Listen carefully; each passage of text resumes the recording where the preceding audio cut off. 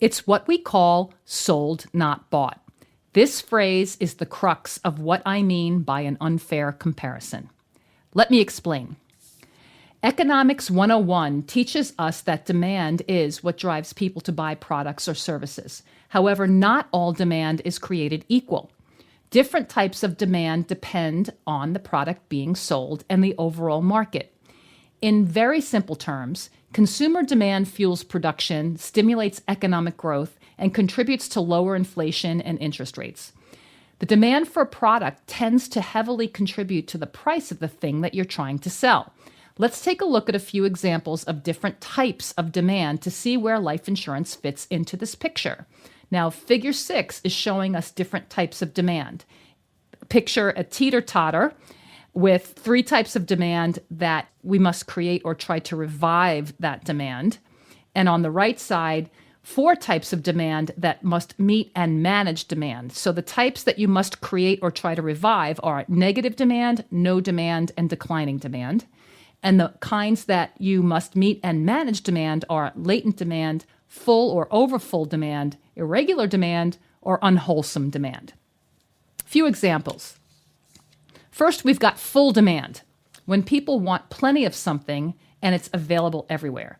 Think Coca-Cola, shoes, or even the latest iPhone.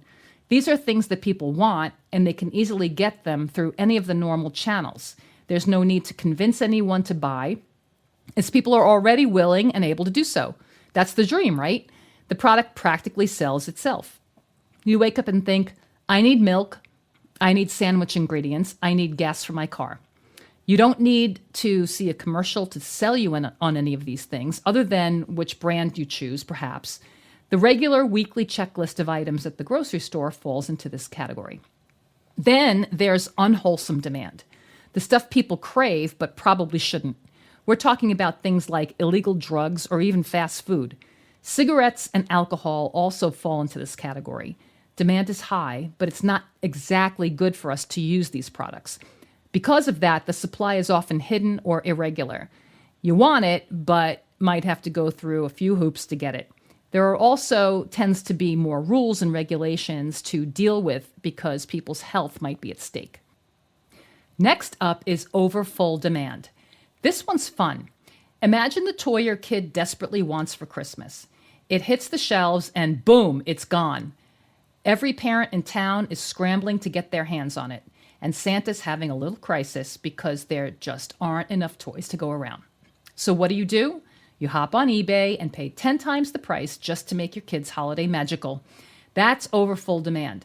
People want it so badly that the supply can't keep up, and they're willing to overspend, if necessary, to gain access to it. Thank you, Taylor Swift. Nuance number 5. Need does not equal demand. But then there's negative demand. That is where life insurance comes into play. Negative demand doesn't mean that there isn't any need for the product. In fact, it's often something people know they need, but they actively avoid getting it. This example is one of the most important nuances and unfair comparisons in the book. This industry has done a great job of quantifying the number of households that do and do not have life insurance. In fact, 2024 study by LIMRA and Life Happens finds that over 102 million people do not have a life insurance policy. However, in this case, need does not equal demand. Demand must be cultivated.